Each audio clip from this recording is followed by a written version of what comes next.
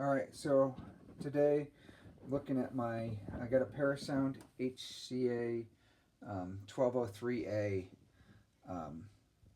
amplifier, and the relays in the boards are not making good contact, and I could tell because the sound would go in and out, and so I took the top off, and then if I'd the relay, right, would look like this, and if I'd tap on it, then I'd get good sound, or if I turned the potentiometer, the volume up, then I'd get good sound, but if I'd leave it low, I get some intermittent problems. So I wanted to pull the board out so I could desolder and replace my relay, and get that so it was working. But I'm not the very best solder person, so I was having trouble getting, I think I got the solder off, but I think in the meantime I kind of bent some pins, and I think I got some mechanical connection, so I was struggling with that. So instead I tried an alternate method just to give this a shot. So they say these caps don't come off, or they're very hard to take off without breaking them. But what I ended up doing, because I bought some replacements, right, from somewhere, I was able to look at how it's connected here and figure out what I could probably do. So I was able to pop the lid off this original relay, and the way that I did that is this sits in here like this, and I basically just took a pick like this and put it right down here in the little latch, and then, you know, I had to give a good support to the board, but I pushed fairly hard in there, making sure I didn't slip and break anything, and pop one side loose, and then I went to the other side and did the same on the other side. I was able to get it released without really marring it up too bad, so I think it's perfectly good. So then what the problem is you got your contact points here and here. So then what I did is I might have overdone it, or who knows how that'll work, but I figured it's just a relay. It was trash for me anyway. So I started with 80 grit sandpaper and then worked up. So I sanded both sides of the relay. You know, I get a little piece of 80 grit. This isn't 80, but 80 grit sandpaper, right? And come in here, put it between, and run it back and forth on both sides. And then I moved up from 80 to 150 to 300 to 600, or 800 to 12, 1500, and up to 3000. So I think that should be good. Now I'm just going to pop my cap back on here, and so there we go. It's seated again. If I pull on it, it doesn't come off. That should be all right. I think what I'm going to do is I'm going to quick throw some solder back on here from where I desoldered it. That'll be all right, because it's actually good practice to put solder on before you desolder. Good for it anyway. Then I'm going to throw my board back in, and then we're going to see if it works any better than it did previously. Shouldn't have hurt anything. So we don't need to watch me solder. I'm not the very best at it yet. But then the board will get mounted back on this heat sink here, and then it'll get mounted back in the unit. So I'm going to cut out for a second while I solder this on, and then we'll be back to put it back together. I wasn't able to find any videos where people were doing this, so I thought, you know, let's get something out here for this amp in particular. The relay points, if it helps, if anyone can tell, right? It's this one, and then this, and this. So there's 6 pins there. Those are what you need. If I get this one put back together, then we'll give it a shot. Alright, so I'm going to solder this up. I got my solder iron hot, heated to around 700 degrees. I put some flux on, so then should know how to solder. I'm just going to put some heat on my pin, touch it with some solder.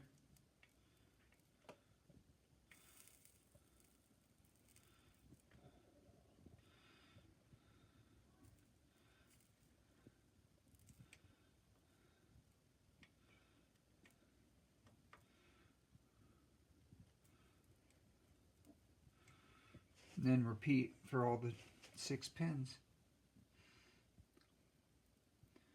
Gonna get my heat up to par.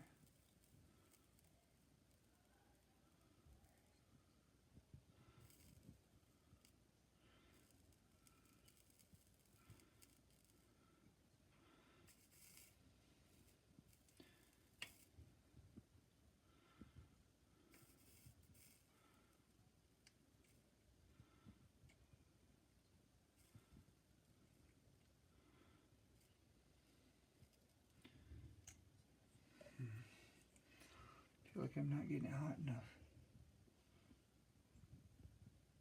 There we go.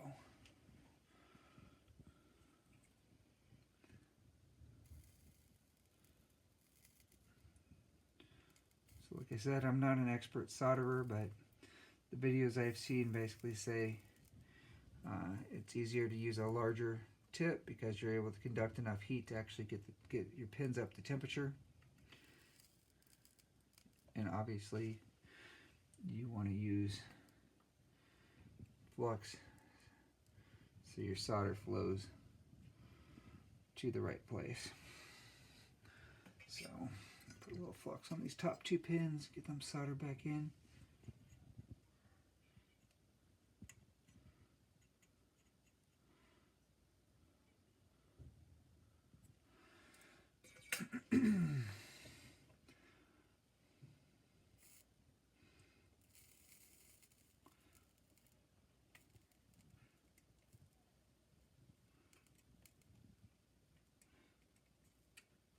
There, that one looks nice.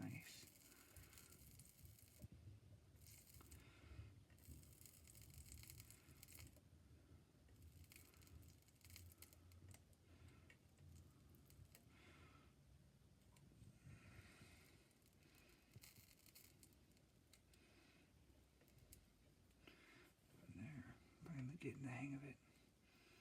Don't do this often enough to be that good at it. But when you do it, all of a sudden, you do it right, and it's like, okay, there we go. That was right. And you don't do it right, it looks really hard.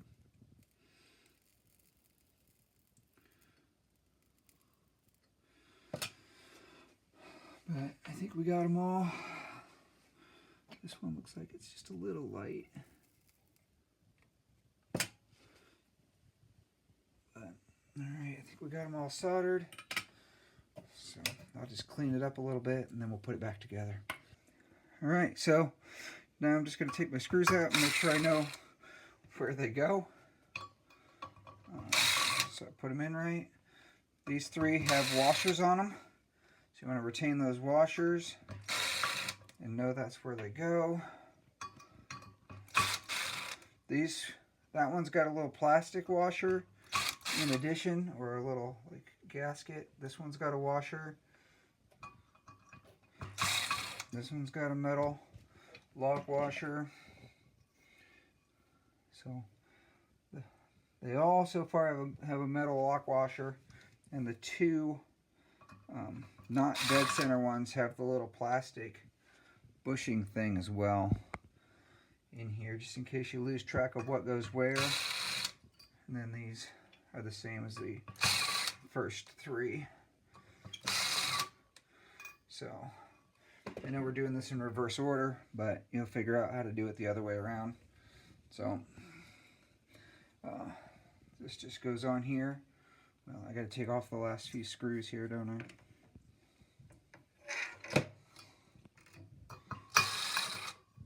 These do not. These have a finer thread and do not have a washer on them. The 3 that aren't the transistor mount screws. Okay, so then we put our transistor, our board here atop. So there's a little plastic plate in here too. Got to make sure I get that lined up right.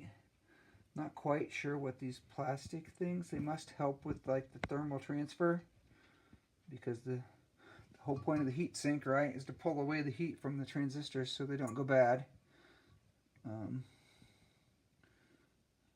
So we're going to put that in here just like so, and this is where our first screw goes.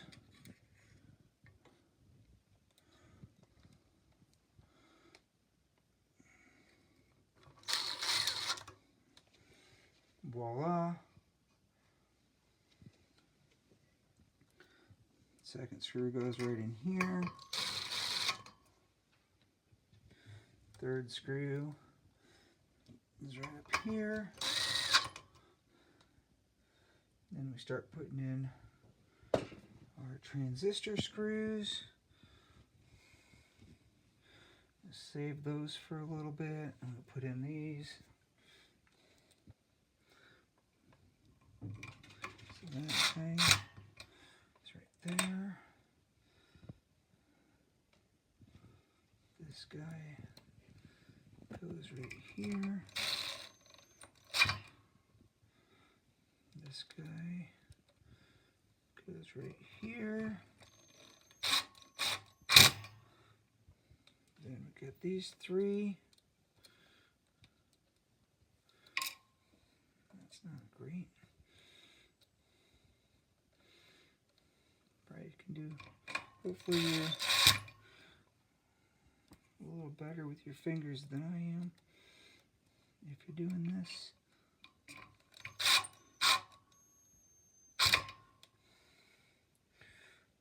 Gotta get this screw out of here.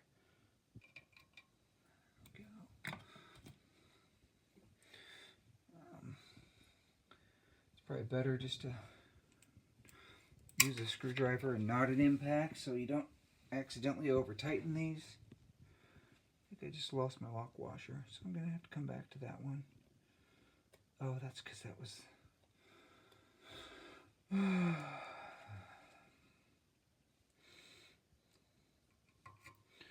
losing track of what goes where. It's not great. So I found my lock washer I dropped on the floor.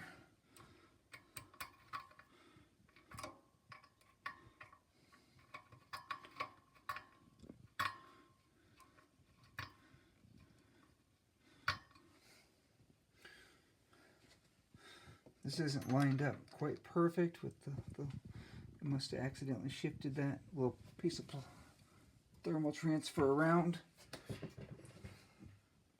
while I was doing this. So I'm just going to take my pick here and hope I can pull it down a little bit. Otherwise I might have to, I think I might just want to loosen up most of these screws enough.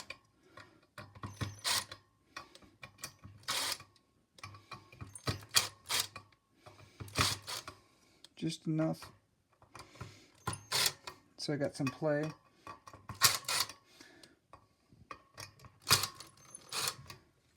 To be able to shift around that plate. Maybe I'll try this one more time. You're watching me as I experiment here, so hopefully it's easier for you because you've seen it done. That's the hope, because I know it's easier for me when I've seen people do it.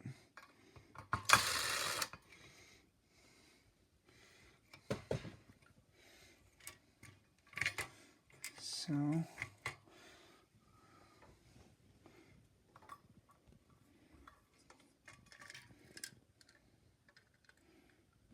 one magnet, let go. Alright, so we're going to get that lined up. We're going to get, oh, that's what the problem was there. Okay, so we got it all lined up. So now we can put her back in place.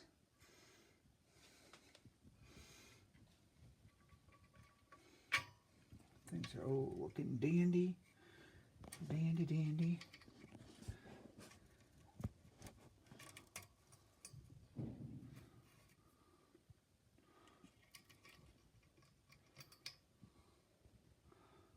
This, the vast majority of it is.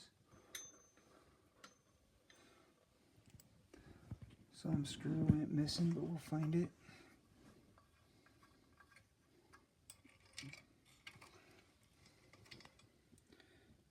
You wouldn't think the magnetic would make it harder, but sometimes it does.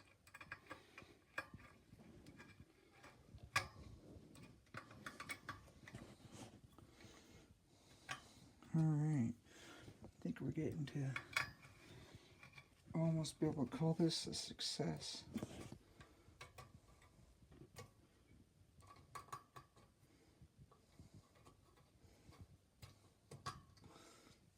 Okay.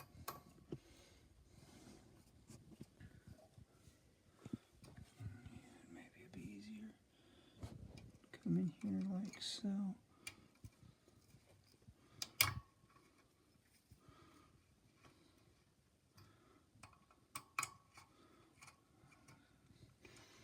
Oh, we are doing well.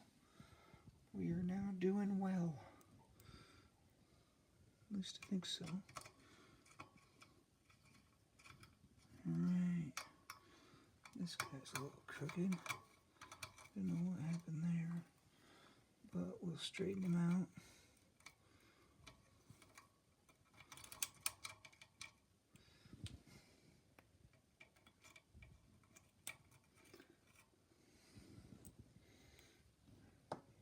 So it's screw, lock washer, and then this bearing with the ridge facing, or the thinner part facing down into the heat sink. There we go.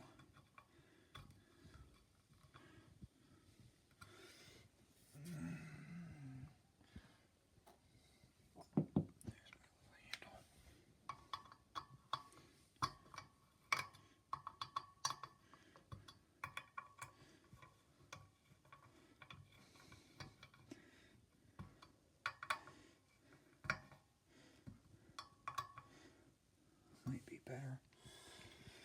I'm just grabbing a smaller screwdriver. I think that might actually bite in. Yes, gives me a little better. This is a #1 Phillips. It just gives me a little better fit into the screw, so I can feel how tight I am properly without slipping. Alright, so now I just got to find the one screw. Right there it is. Put it right there.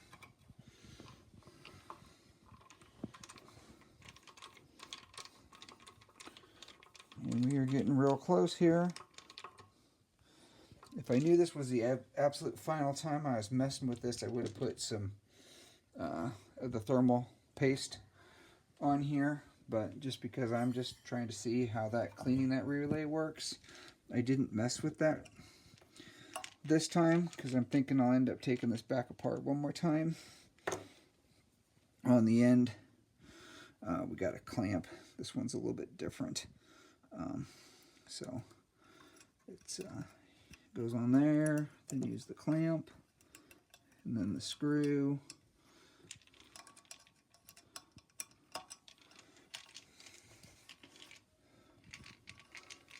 And voila. And there we go. So now we got the board put back on the heat sink after we cleaned up the relay. I probably could have just left it all intact and done the relay in place on the board. If all you're going to do is try to clean those contact points, I wouldn't even take it off the heat sink. But if you're going to desolder it, then you have to take it off. So let's go put it back in the machine and see how we did. So now we're going to put the board back in. That takes 5 screws. They're all identical. And then there's 4 wires that clip in here.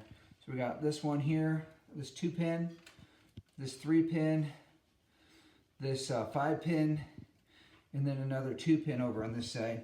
So what we do is we got to put the board in here. So I got to tip it on its side.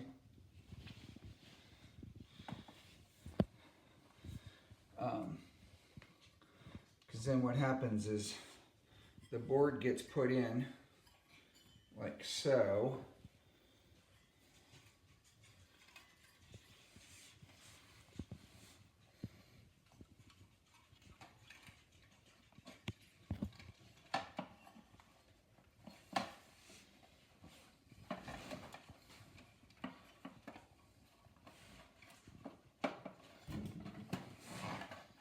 Might be better if I was in a little better light. Let's do it this way.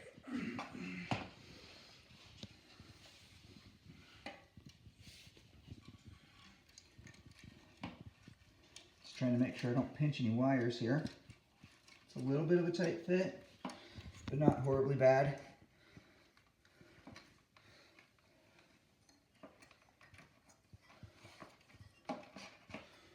And you get it all the way down.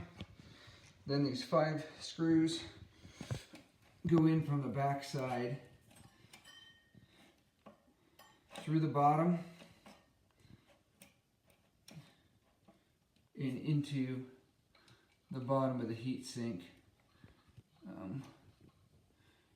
right where it looks like it makes sense for them to go, which is 1, 2,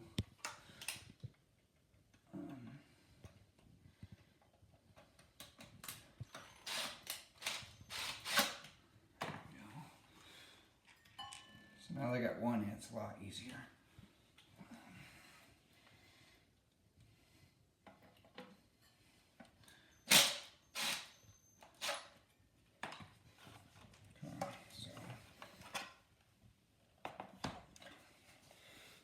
Got 2 in, 1, 2, and then 3, 4, 5. So we'll go ahead and put those in.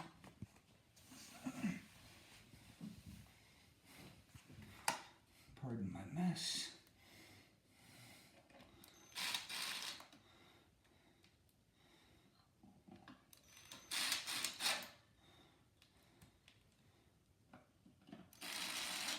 There we go. Confirm I didn't cause any problems with the wires. Everything's looks okay.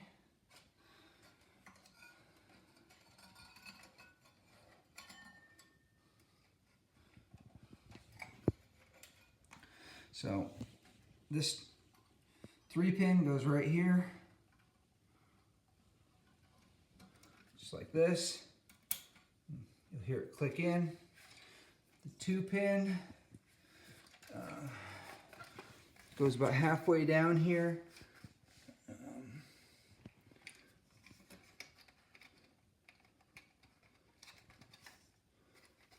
Make sure I line it up right.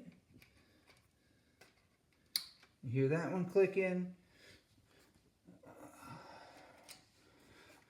Find the other one here. Here it is.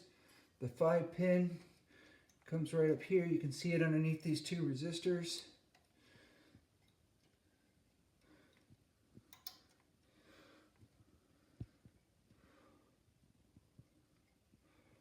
It's just a little hard to see.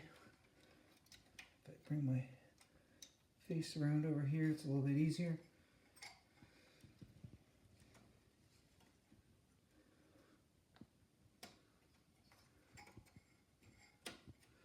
That one doesn't, it kind of thumps in, but it doesn't really click like the others. It doesn't have that retaining clip like the others that you hear snap tight. And then we got the one more here. I just got to find it so I can zip it on.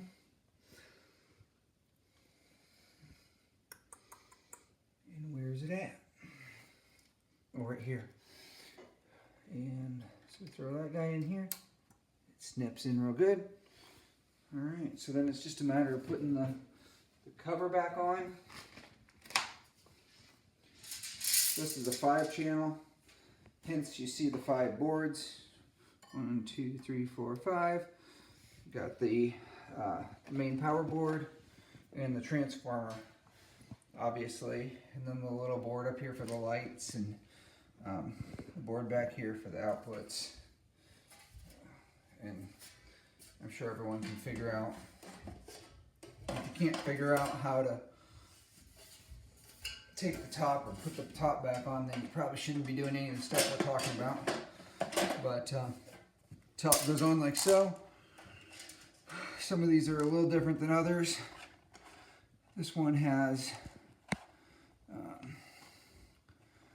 we got 3 different types of screws here. We've got these, we got 6 of these kind of thicker screws with a nice machine thread. Then we got 4 of these thinner screws with more of a coarse thread.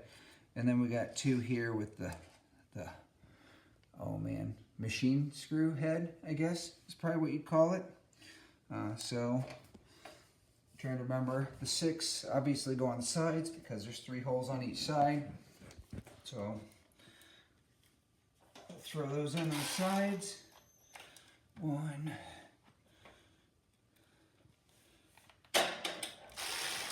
2,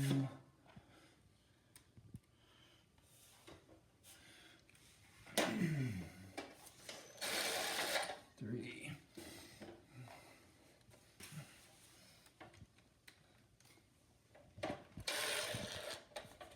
4,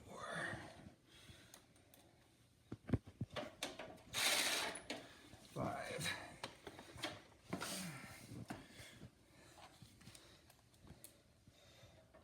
6. Then the 2 machine screw go up here.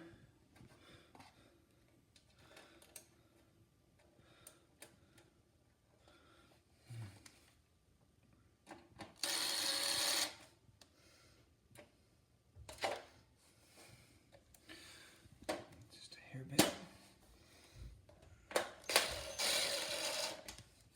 And then the 4 course throughs go in the back, 2 up top,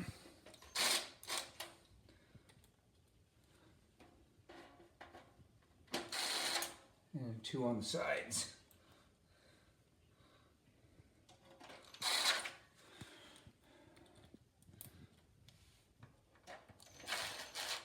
And there you have it. Then I'll hook it up, see if it sounds any better on that channel.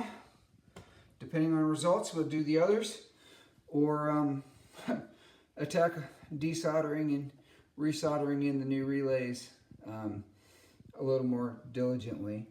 If it helps, the relays in my unit were Omron, O-M-R-O-N, 24GR2A, 24 volt DC. DigiKey was the cheapest at the time that I was looking for them. By the time I would put in shipping, like I said, I haven't actually installed one yet though, but I'm pretty confident they're going to work, and I'm pretty confident me cleaning up the relays is going to make it work for at least a few years. But thanks for watching.